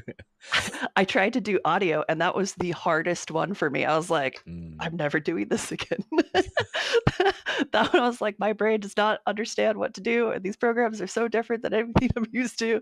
So yeah, it's good to find that out. So I guess the closest thing I've got in my mind to how game jams work is perhaps like a LAN party. Do people bring their own hardware to these things? Sometimes. So it depends on the jam, depends on location. So we work with a community college here, and then the community college has workstations that jammers are able to use. In the past, when we've done game jams, it would be a place that we could, like, we kind of took it over, and it'd be a true 48-hour where it was people were there all night long. Like they had sleeping rooms and things like that. I personally never stayed. I lived close enough that I'm like, I'm driving home, I'm not sleeping on the floor. But people did. Which, more power to them. But yeah, they would bring workstations there and like all that. If I jam somewhere, I'll bring my laptop, but that's much easier to ask then. But I have seen people, like, even with the jams we do now, where it's from 9 to 9, people bring their workstations in. So it's really up to the individual. Cool. I mean, I was just wondering, like, I mean, in terms of, because I'm looking at this as like somebody who would show up that's never been, like, so what are the expectations of someone? Do you need to be in a group before you show up? No, definitely not.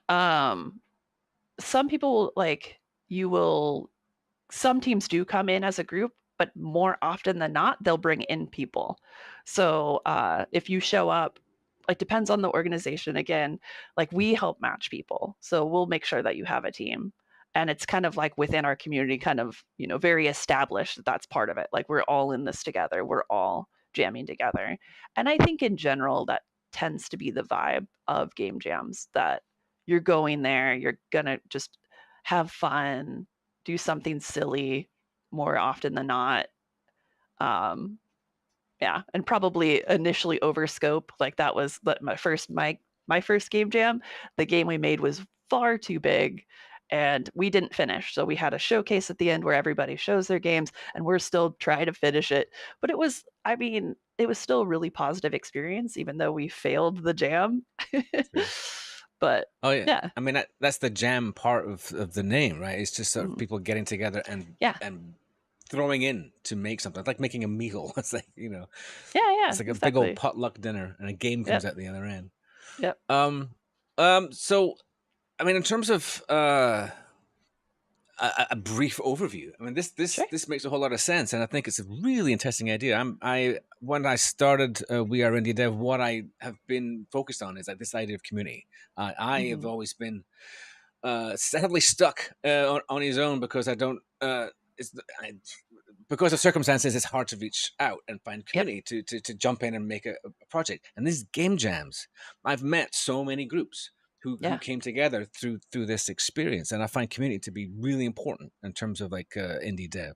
Actually, now I think about it, that was probably a turning point for me within my game development experience, was finally going to a jam where, I don't know, it's like kind of drama bonding, I guess. You're like doing this very intense thing. It's like being kidnapped or something, or you're a hostage. Yeah, but you're like doing this thing that's really hard with other people that are equally engaged, and it really helps bring you closer together. And I think I felt more part of the community once I did the jam, and my brother-in-law never went with me again after that. But like, he wasn't really that into it, but I was like, I want more, I need more. I love game developers, I love games. So I mean, some time has passed since you first went to. Now you're part of like the organizing these events themselves. Yeah. Well, a couple of questions. One, what is the biggest difference you've seen since when you started engaging? And two, were you involved in that change? I mean, I would say we all build on the shoulders of giants. So like, people did things before me. I try and build on what they've done, and hopefully beyond me will continue. So like I do believe we've made change, but I know people made change before me too. So like the positive aspect of like things like Pac-Manning, I don't know if you've heard of this term, but basically, like when you're in a social circle, right? It's closed. But if you Pac-Man, you have a spot open. So you're inviting people to come in. So like that's something we've talked about and trying to make a part of our community here in San Diego, that we try and Pac-Man, because everyone's there to meet people. Everybody's there to hang out and, bond over games. So Pac-Manning is super important. That's wonderful. I learned something new today. That's great. I love that. Okay, well, thank you very much. I'm going to keep this a little short, just because everybody's attention span is so short these days. But before I go, there are events like this happening all the time. Is there an event that you're involved with that's happening soon, or something that you can recommend to people? There are jams constantly. Itch.io has a whole jam section. So, I mean, you can find something there basically every single day of some kind of jam that's existing. A lot of Discord servers will have like, somewhere that you can find other people to join you. I've gone in blind to jams. I know that there was one where they would just put you in a team, and I did that online, and I just joined a team, and it was super cool. Like I met really neat people that way too. I mean, it's kind of a dive in because you don't really know, like, okay, how committed are people? But I think it's still worth it. It's worth trying. Oh, absolutely. I mean, even just like the film version of it, you find out a lot about yourself. Yeah. All right. I'm going to end it, but I'm going to quit while we're ahead. Thank you so much, Karen. You've been wonderful. I really appreciate your time. And thank you. Maybe one day I'll jump in a game jam. You never know. Absolutely. I think everybody should jam. I really, truly believe that. Everybody should jam. All right. And on that note, thank you. Take care. Bye. Yeah, Karen's awesome. That was great. And maybe I will. I mean, that it does feel like I've let my mouth write a check. The rest of me has to cash. Game jam. I don't know. Maybe after I've finished the film.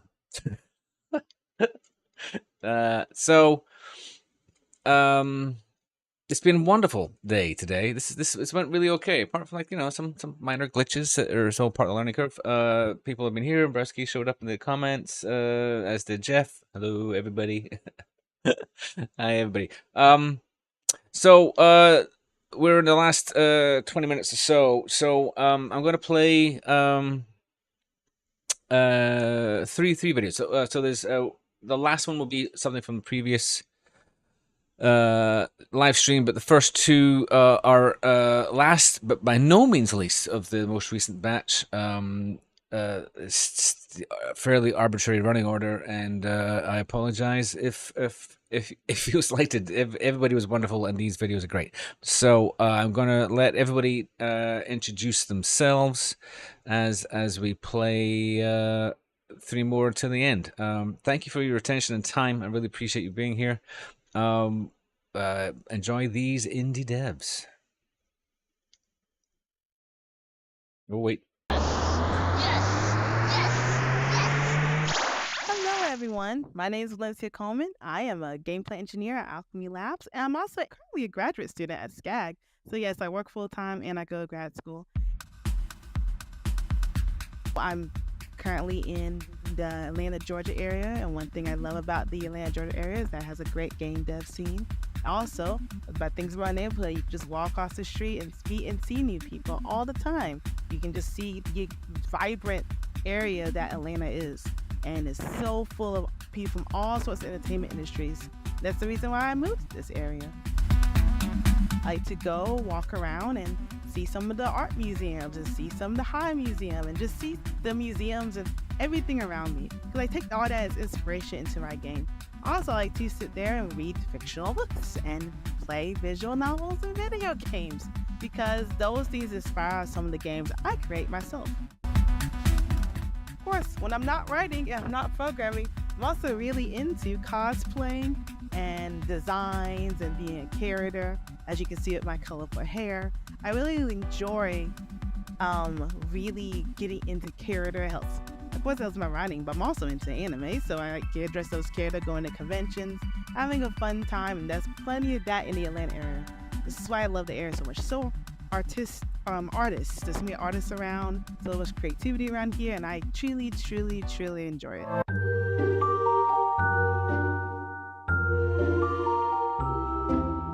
So my little side game I've been working on, really just for fun, wasn't planning on it being big or anything.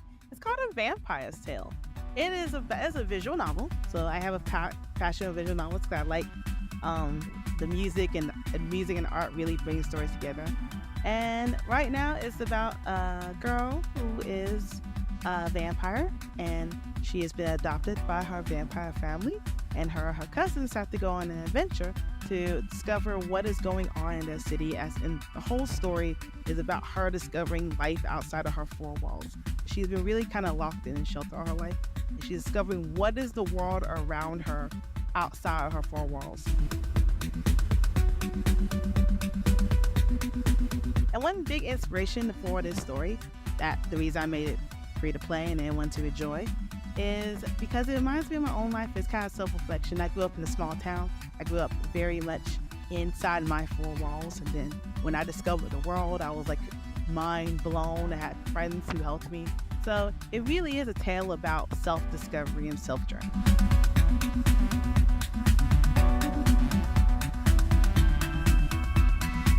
When I was younger, my dad bought me a BioWare game called Jade Empire. Jade Empire is the game that they made before Mass Effect and Dragon Age, the biggest popular one. And when I was a young teenager, I was just playing Jade Empire, and I was thinking to myself, I was watching my character go through the situation she was going through. I was like, wow, this is amazing storytelling. This is amazing storytelling. The whole reason I got into the game industry is because I wanted other people to experience what I experienced with Jade Empire and what I've experienced with other games. Jade Empire was one of them. The second one was Beyond Good and Evil. So that one I really related to, because that was the first time I really played as a strong female character in Jade. I also really related to her. Like when she went through a period of suffering, I felt it as well. They gave me a sense of attachment I never really got in a book. So I Googled, what is the easiest way to get into the game industry? Because even at a young age, as much as I love writing, as much as I love these things, I knew that wasn't the easiest way to get into the game industry. And I didn't want to go, that's no offense to film, but I didn't want to go through film writing. And so I looked up and it said programming. And I was like, I'm good at math. I hope I'm good at computer science. So I went and signed up for a computer science class with game programming focus in the school I was looking for. So I ended up getting a bachelor's in computer science with focus in game programming, because that year deciding to be a game programmer, I decided to go all in. Like, if I want to bring my stories to life, I need to program them.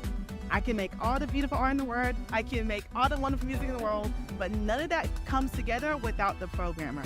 And by some miracle, I was good at programming, and I was really good at game programming. So through college, I've won several awards for it. I won several things in my college life about the games I've programmed, the studies I've done in computer science. I've been a game researcher, so I took all my research in the game programming classes.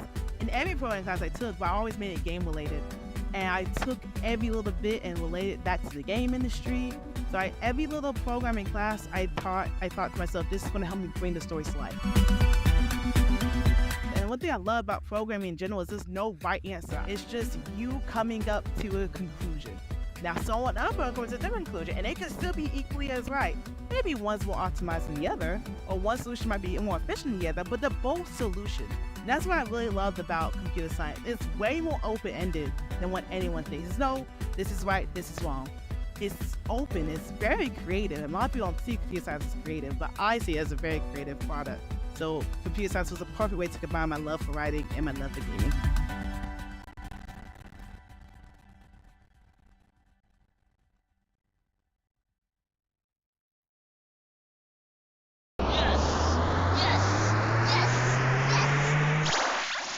Hi, my name is Ashley Phipps. I am a producer in games. I am from and have always lived in Iowa in the United States. My favorite aspect of my neighborhood and where I live is that it's in the middle of nowhere. It's about 25 minutes to get anywhere that has like a Target and multiple grocery stores and those sorts of things, which can certainly be a struggle sometimes, but I also really enjoy just being able to be out here in the quiet. I can just open the windows and there's no traffic going by, and I can work on my laptop outside sometimes too and just kind of watch the wildlife and the clouds go by and stuff. My preferred method of travel is anywhere I don't have to be focused on being the one in charge of the travel. I like to be a passenger on road trips. I like to ride on planes. Unlike a lot of people, I really enjoy travel and I like seeing new places. I have a lot of hobbies that aren't development related. I also have a degree in art and fiber art specifically, so I've been getting back into that and doing cross stitching. I bought a loom, really just anything that is creative and I don't have to go outside for. I'm really more of an indoor cat.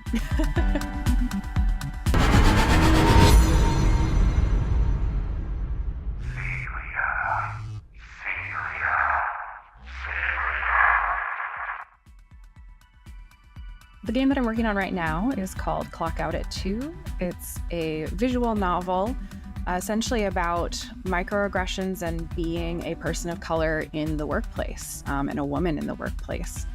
The narrative kind of follows this Afro-Latina woman named Celia who has had some struggles in her very corporate job and is trying to handle that as well as helping support her family and essentially get clocked out by 2 in order to go to her abuela's birthday party. I came into this project pretty early in development. They had an initial demo created from a game jam, just a little team of like 4 or 5 people. And I actually played the game and it really resonated with me. And so I reached out to Matt Kandima, the lead game designer. I told him I could help with editing the script and that sort of stuff if he needed someone on that end. And he said, well, you're working in production, so why don't you come on as a producer?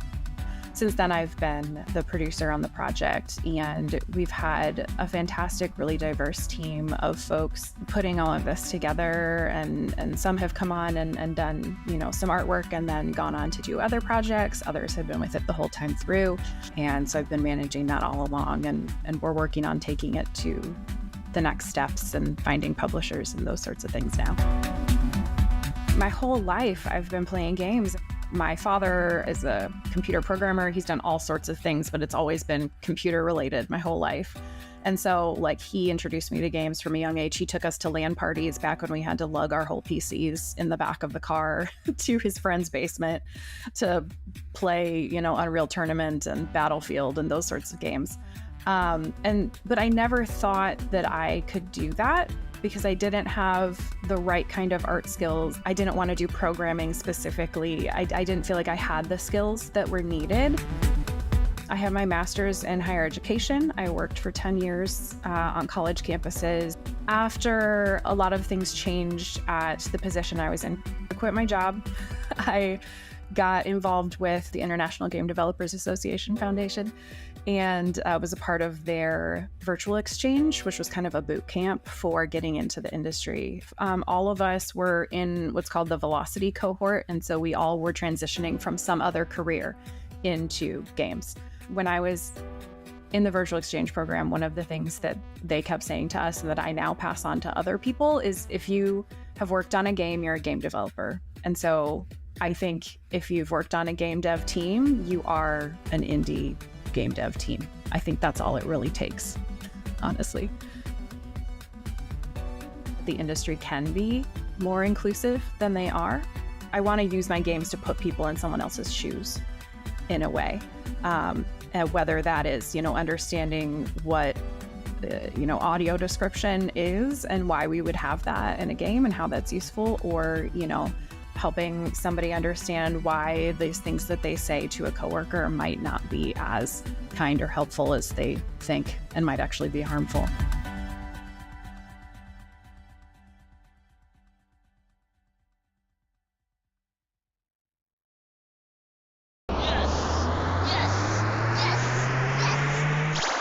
Hi everyone, I'm Jeremy Breckerman. I'm a co-founder of Luna Wolf Studios. This is my dog Clay. He's my best friend.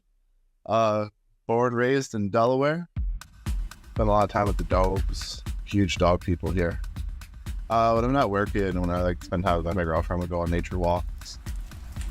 Me and my best friend growing up, like he specifically was like, let's go for walks in the rain.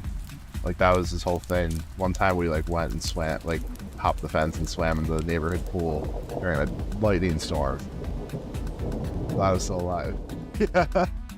Hydration is very important. I take it very seriously. I'm ready. My favorite thing to do is to speedrun, which is to play a video game through as fast as possible. This past weekend, actually, there was an event called the 1545, which is this huge relay race, 13 games from Spyro, Crash, Mario, Banjo-Kazooie, and my team had it was a super epic ending. Hey, one more phase, boys. One more phase. Well, I was last on my team to go, and we were down by like 10 minutes, and I played my heart out. Absolute focus. Absolute focus. And then on the very last frame, like last possible way I could have died in the last boss, I died. No! Oh my god! No! And I gave the other team the win. It was literally everything you feel in sports, really, in terms of the competition. So the game we're working on right now is called Sheep Tag 2. It's a asymmetrical multiplayer game that's a sequel to a long ago created Warcraft 3 mod of the same name. There's a team of wolves and a team of sheep. The sheep are just simply attempting to survive. They can build buildings, are generally just trying to dodge the wolves. The wolves are attempting to kill the sheep. And then there is a pen where if a sheep dies, the sheep can go and attempt to save the wolves. So there's a lot of super fast twitchy movements, and it's a lot of fun. I was about 12 or 13. I was playing Ratchet & Clank Going Commando, and there's this super amazing Easter egg in that game. Between 3 a.m. and 4 a.m. console time, there's a little teleporter that'll appear. So it'll take you to someplace called the Insomniac Museum. And it's just this humongous in-game museum that's just full of like hot assets, interactables, developer commentary. It's literally a museum of like stuff about the game and the previous game. And like when I was just exploring in there, I was like, this is what I'm going to do with my life. That's when I was like, not gonna be a race car driver. I'm going to make video games. Luna Wolf Studios was co-founded back in 2015 by myself and Jeff Fisher. We met while we were in college at Wilmington University. We both were hired by one of our teachers to be his personal assistants. And like, we sort of like saw a lot of like the startup indie game scene. We looked at ourselves and said, we could do this, but better. And so Haberdashery, our first true game as the company was born. I had the idea of, what if you played Spyro the Dragon, but as a sheep, being chased by Spyro? We texted our friend Nate, who does amazing art, and he was like, hey, what if you had a Hatbox mechanic made an endless runner? And then our strategy was to take that to conventions and network around.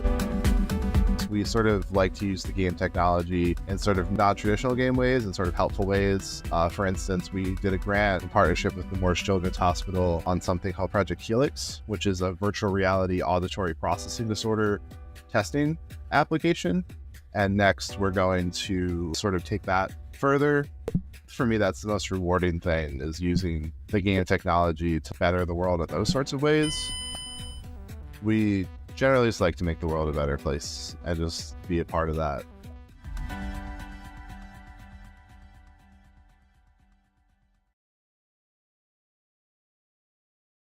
All right. That's, I mean, I haven't seen that one in a while. I forgot that people do extraordinary stuff with their skills, right? There's this book. Let me bend your ear for another 2 minutes. This book by Brendan Keogh, who's an Australian video game professor. I'm not entirely sure what the discipline is, but he wrote a book called The Video Game Industry Does Not Exist, and it was about Australia during the pandemic when the video game industry basically withdrew all its money from the Australian continent. So, so there was no indigenous video game companies that people could draw resources from. So like Sony, so it's Japanese companies, American companies. So what happened was like there was all of a sudden like the market was flooded with thousands of indie devs, right? And he does this. He travels around Australia interviewing indie devs to find out like how they make ends meet. And some people were just had affluent spouses or spouses with proper jobs. Some of them had second jobs, and some were like these guys, where they would take their game development skills and reapply them to other markets, right? And using like that, we finish games, therefore we will finish your product and bring it to you with an expected level of quality. So I don't have at this was the first time that I've spoken to somebody who did that, right? There's so many examples of different people out there doing different things. Anyway, I mean, you heard from Ashley Phipps, who's like a producer, and Ambroski, who was there. Thank you for being here, Ambroski, by the way. I don't know. I mean, there's a lot, and if you're just tuning in late, I hope you'll watch if everything has worked out the way it's supposed to work out. This has been recorded, and the whole entire 2 hours will be available for you to watch back later. And I really recommend that you do, because all of these stories are great. The interviews that I did with Kunshuk, Vivek, and Yadu about game jams, and Karen Morrison, the interview about game jams were great. I've met some wonderful people, and I will continue to meet wonderful people. I'm not entirely sure when I'll do another one of these, but I will, and I'll do it soon, because there are so many people out there that I want to hear their story, and I'm hoping that you will want to hear their story too. My microphone's on, right? Yeah. It's just I'm not slick, and I'm just waiting for the next mistake that I make. So yes, all of this is done in the auspices of Heart of Neon. Heart of Neon is going to the Portland Retro Gaming Expo at the end of this month. If you can go there, I recommend that you do. It is the largest, as far as I know, the largest retro gaming event in North America. It's certainly you're not going to see Jeff anywhere else this year or next in the States. You got to go. Well, I'm going to try and bring him over, but in terms of like this year, this is the Jeff weekend, September 27th, 28th, and 29th. Jeff and I will be there. And the International Game Developers Association Foundation, my partner, Heart News partner in the We Are Indie Dev, please consider going to the link down there and donating something. Doesn't have to be much. Every little bit counts. It makes a difference between it makes a difference how many people can be supported by their programs. There's limited space and limited resources, and the more money that they have to spend, the more people can be helped. I am very big on video game community, indie dev community. I think it is up to us to help each other. AAAs shouldn't dictate the conversation. Indie dev is where it's at. It is the future of gaming. You know, I mean, it's unambiguously that. So, give a little, give a lot, help each other any way you can. I really thank you for your time. You have all been wonderful. And that's it. I'm going to toddle off now. I don't know if I have a goodbye screen. I really should, right? I should end while I'm a little unprepared. Like I said, not a slick guy. But thank you for your time. Give to IDGA Foundation. Buy an indie dev game today and play it and share it with your friends. Cheerio.